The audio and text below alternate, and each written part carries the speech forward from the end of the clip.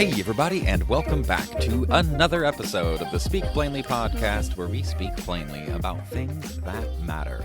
I'm your host, Owl Medicine, and in today's podcast, we are going to be talking about avoidance.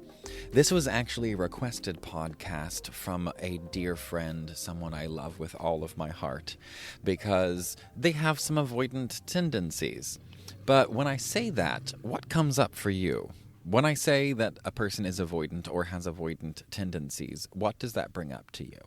Does that mean that they avoid conflict, or does it mean that they avoid their emotions, or does it mean both? And that's an important differentiation because they're different. A person who is conflict avoidant is not the same as a person who has avoidant attachment. And I think people get them mixed up. I think we start to conflate the two because we use the same word, avoidant. And the word is appropriate for both because people are either avoiding conflict or their attachment style is avoidant. But those are two fundamentally different things. We're going to be talking about the downside of avoidance. We know the upsides because the upside of avoidance, of all types of avoidance, is that you get to avoid the thing you don't like. So the upside is pretty obvious. The upside for avoidant attached people, separate from conflict avoidant people. In attachment theory, you have securely attached people, which supposedly exist. And those are the people who are well-adjusted and believe that they have a secure, they get a secure connection with their caregivers early on, and that sets them up for secure relationships later in life. But that seems to be the rare bird, and the more common aspects of attachment are going to be anxious attached, or avoidant attached, or the combo disorganized attached. And anxious attached is, I tend toward anxious attached. I'm actually both because I had both types. I had enough chaos in my early life that I am the mixed, but I tend to err toward an anxious attached first, and if that doesn't work, then I'll play the avoidant card. But anxious attached is when there's a problem, I just have to show you how much I love you and show you how much I care and show you how hard I'm willing to work to solve the problem, and then that's that. And then the avoidant type personality is somebody who's like, okay, there's a problem, oh well, it'll probably go away. If we just ignore it, it won't be a big deal in an hour, a day, a month, a year, 10 years, whatever. The avoidant attached person is different from the conflict avoidant person.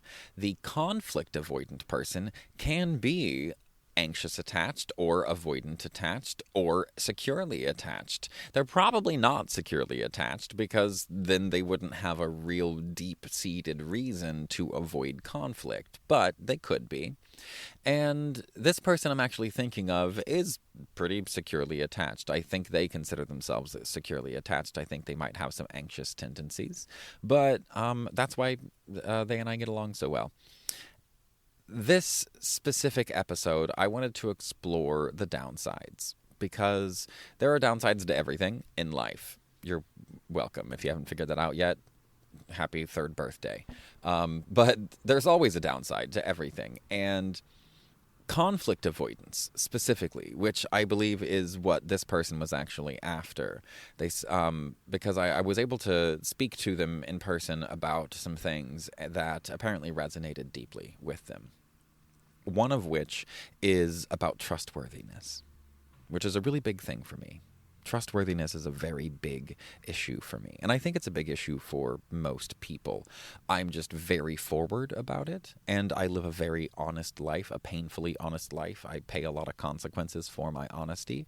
But the one I don't have to pay is authenticity. And I'm not willing to pay that price. But there's always a price.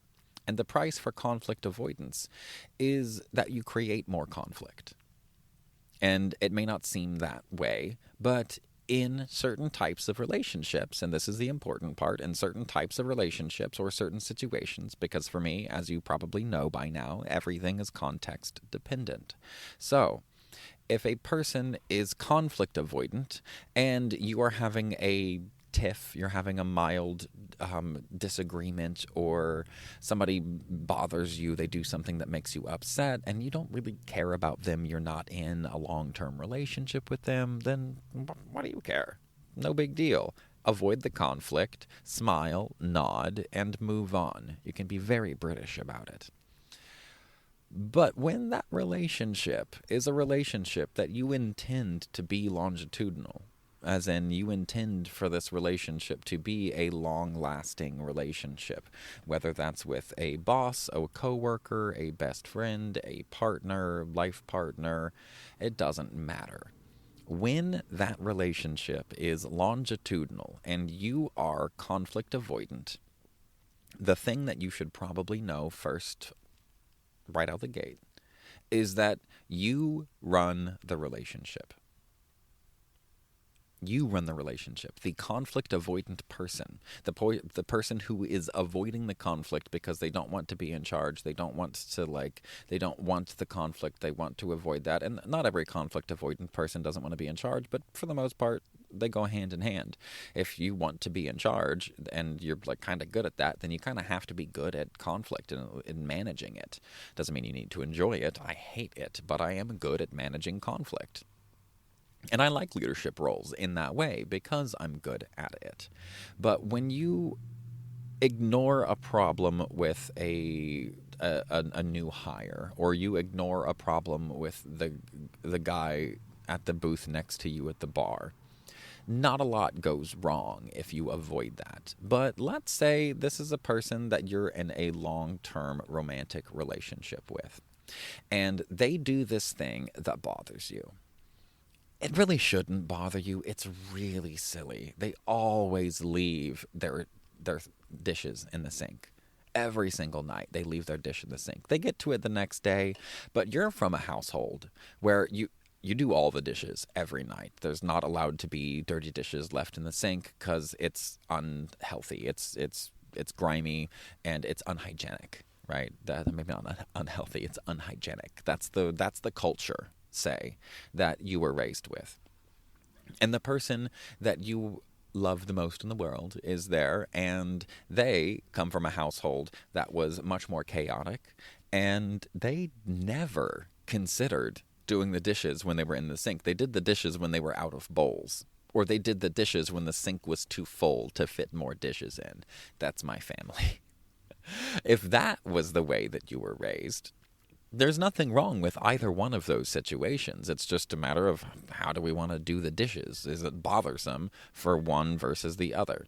Is it bothersome to one person or bothersome to another, and how much? And you can look at those variables to weigh how much you want to give and take in how you do the dishes.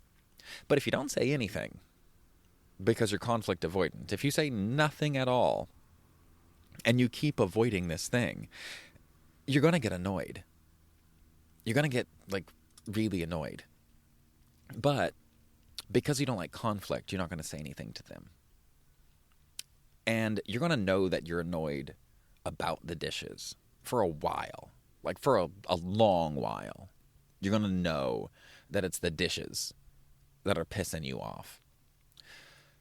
But after a few months, or a year, or 3 years, you're going to forget that it's the dishes. You're going to forget the dishes were the issue. And now it's this person. Now it's just some thing that bothers you. And you're not even really sure what it is anymore. Yeah, you recognize it's the dishes, but it's been around so long. This dislike of this thing that you have avoided the conflict of has been around for so long. The problem gets bigger and bigger because problems get bigger when we ignore them. So the problems get bigger and bigger and bigger. And then you're really uncomfortable. And your partner notices that you're really uncomfortable. And they're like, what's going on? What's wrong? And you say, nothing. It's nothing. It's fine. It's not a big deal. I'm just being silly. Okay, fine, cool. You're being silly. I'm gonna trust you on that and walk away and not bother. But to a conflict avoidant person in there, they're really looking for you to say, "Hey, are you sure?" Because it seems like there's a problem, and it seems like you're really bothered, and I can't put my finger on why. This is the chance for the conflict avoidant person to be honest and say that they have an issue. But if they don't, they will avoid and avoid and avoid until there are so many issues that they feel that they're walking around on eggshells all of the time. Or they will feel that they're making somebody else walk around on eggshells all the time. And that's what happened with my friend. I didn't know this until this trip, but they were with someone that they love with all of their heart and still do. And they saw how much they were hurting this person. And they couldn't stop it. They couldn't change it. They couldn't make them hurt less because they couldn't fix the issue. Because fixing an issue inherently means conflict. You have to address the issue, which is a form of conflict, in order to change it. So things just stack up and stack up and stack up until the person with the least needs runs the relationship. Because then it's all about you, and you never ask for anything, and you never cause any problems. You're conflict avoidant. They never start any stuff. It must be me. And you're just trying to take care of them. You're trying to take care of them because they're always conflict avoidant. They're never bringing up the issues. They're always being sweet, so you're trying to take care of them. But what this person wound up doing was asking for a divorce. They were asking for a divorce because they said, I can't stand to see how much I hurt this person. I can't stand to see how much I hurt this person that I love. I can't stand to see how much I hurt my partner. It's too painful. And so they broke off the relationship because they saw their partner being hurt by themselves. Which is, of course, if you know me, I'm sure you can guess exactly what I said to that, which was, honey, I love you with all of my heart. But fuck you for that. I mean it. Fuck you for that. Oh, you don't get to make that decision. And this was one of the fundamental issues. You don't get to make that decision because your partner decided to be with you. They made that choice. They chose to be with you, and they chose to stick with you, no matter how much you were hurting them. Because maybe that person is a lot better at dealing with conflict than you are. And now you made a decision for them, one that neither one of you wanted to make, but you made the decision for them because you couldn't stand to see how much they were hurting. But it wasn't your pain. You solved your pain, which was created by watching a person that you love be in pain. But they can handle conflict. You can't. They can handle that pain. You can't.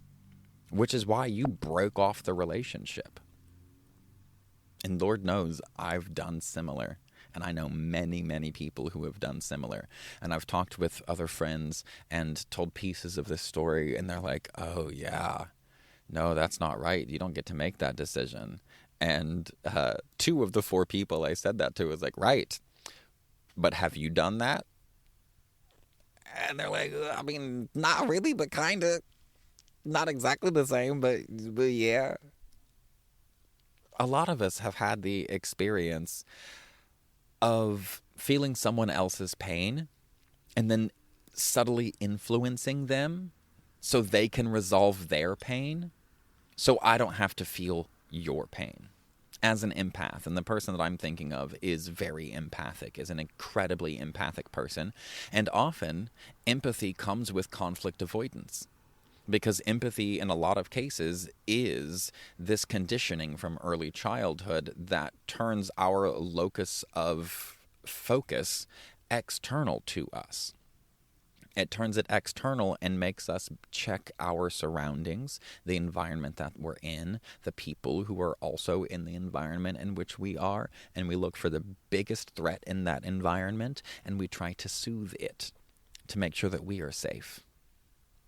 And that externalization and being able to check in with other people and feel what they're feeling before they even feel the ramp up, so we can kind of get in the weeds and make subtle little adjustments here and there, that will hopefully influence the conversation or the dynamic that's happening to prevent some other kind of conflict that's unpleasant.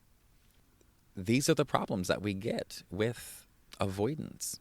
It's really difficult to have a real relationship with a person who is conflict avoidant. Again, this is conflict avoidance. This is not, I'm not talking about avoidant attachment types. I've talked about that on here. This is specifically conflict avoidance. And the thing is, your attachment style is set up really early in life. And that's a lot harder to change if you can change it at all. Your conflict avoidance is absolutely within your locus of control. You can change this. There is no reason that you cannot become less conflict avoidant. And the thing is like I said, conflict avoidant puts you in charge. Avoidance feels like staying out of the way, but in practice, it actually takes control of the situation.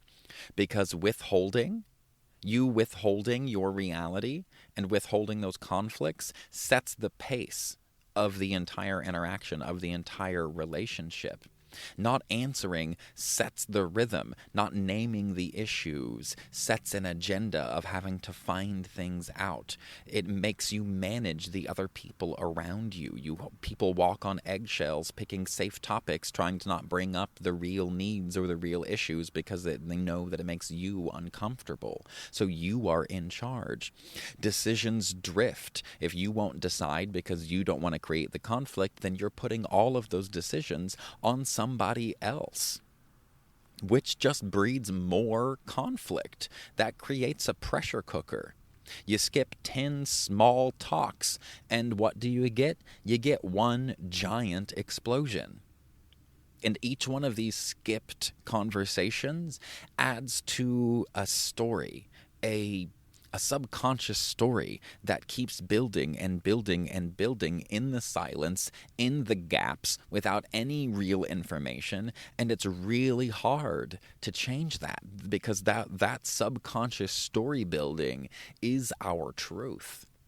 That is what, when we move through life and we're like, this is my truth, it comes from the subconscious stories that get put together from our experiences.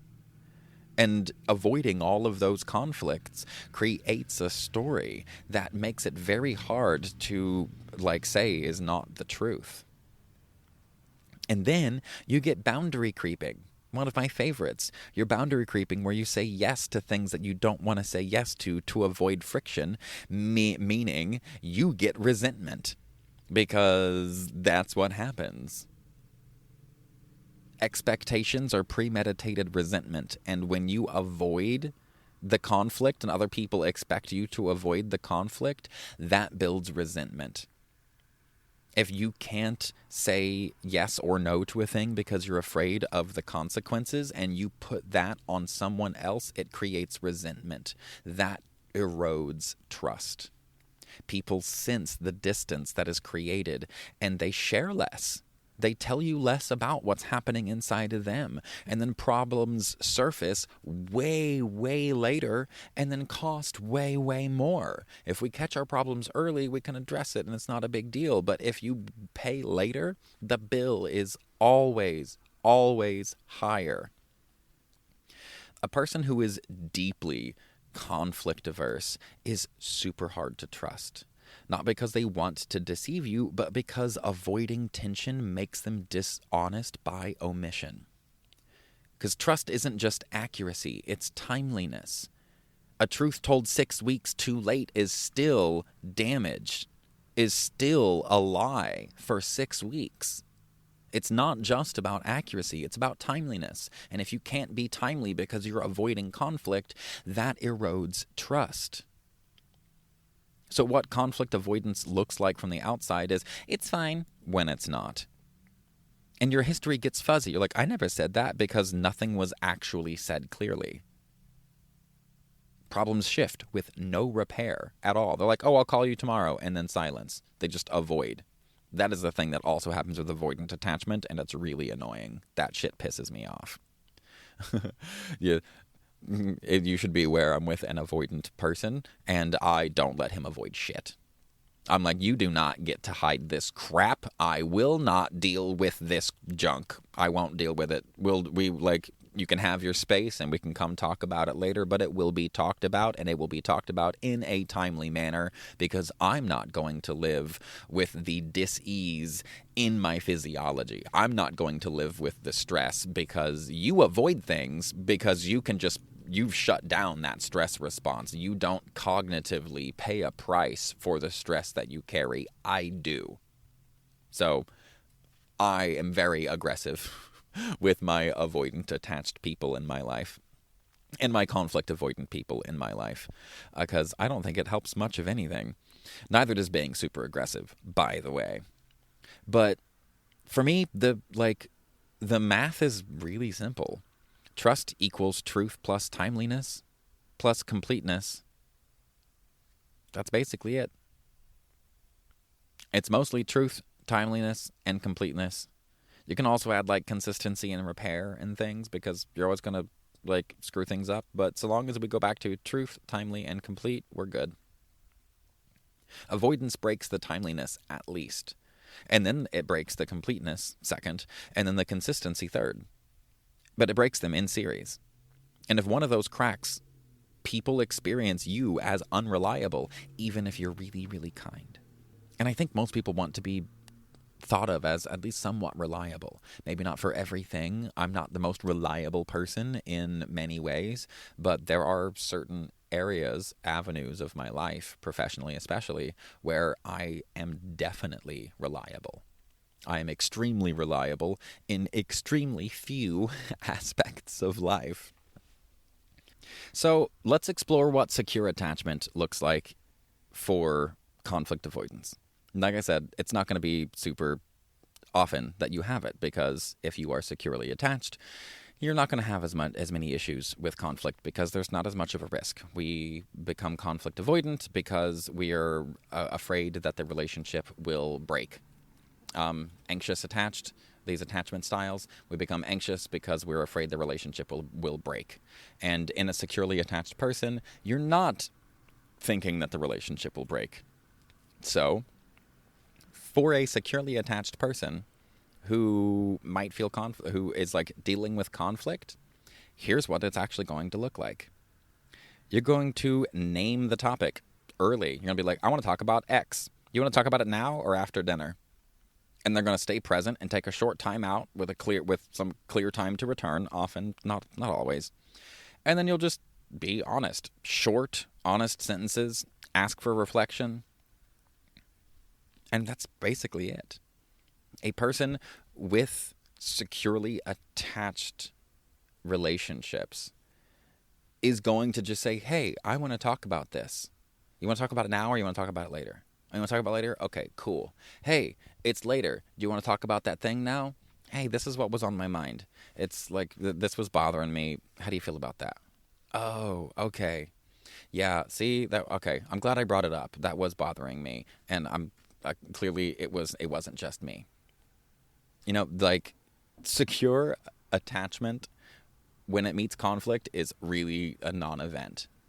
That's what's so annoying, almost, is like most of healing. When you come from a really traumatized background, everything in your life has been really intense, and you enjoy the intensity. We enjoy the intense ups because that's how we counterbalance the intense downs. And when we're looking for like the solve for our stuff, we don't expect it to be so damn boring. But it is. It's pretty boring. It's pretty boring to become healthy. So this is what I really wanted to talk about, is securely attached securely attached is rare. But what I actually wanted to talk about is that avoidance. It's this avoidance piece. I wanted to talk about how there is avoidant personalities, and then there are avoidant attachment types, and we call those avoidant personalities sometimes, and then there are conflict avoidant people. And you can be avoidant personality and conflict avoidant. That's extremely common. Michael is one of those, my Michael. He is definitely avoidant attached and a conflict avoidant. And good thing for me, I'm not afraid of conflict, and I also turned my anxious attachment into aggressive attachment and was like, you're not going to get to back out of this because I pay the price. And we've found a really great way to navigate this stuff together.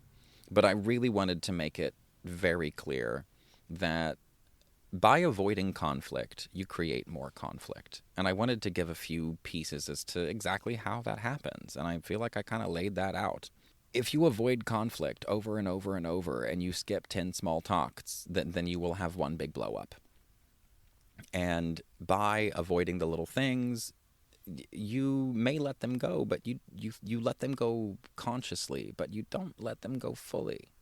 We don't let them go subconsciously. There's a piece of us that keeps it around, despite our best intentions, despite wanting to actually let it go, despite knowing that we ought to be able to let it go. That's just a bowl in the sink at the end of the night. We ought to be able to let it go, but something in us doesn't allow us to, no matter how silly it is. And the more silly it is, the more we feel like we ought to be able to let it go, and it still doesn't go away. And then that friction builds and builds and builds and builds in the background. And then our partners notice, hey, something is off. Something's wrong. What's going on? And they're pouring more attention onto us and more attention onto us. And they're being really careful about what they bring up. And they're trying to really make sure that everything is all right.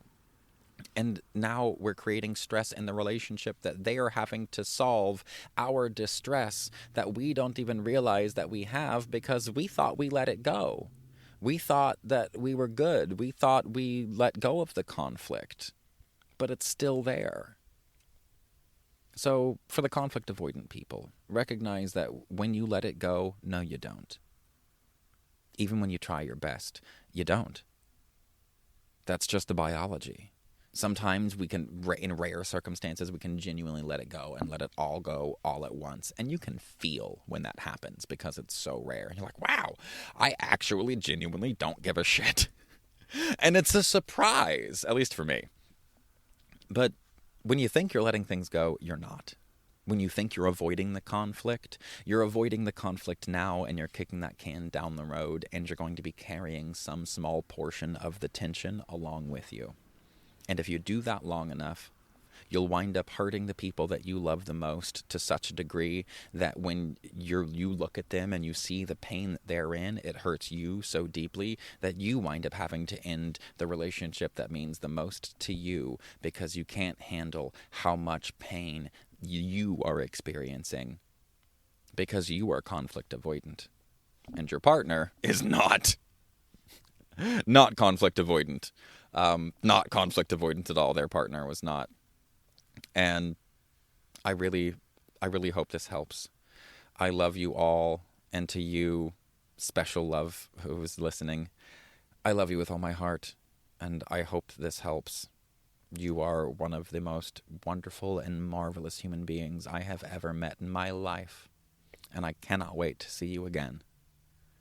So sleep well. And remember, stay curious and stay uncomfortable.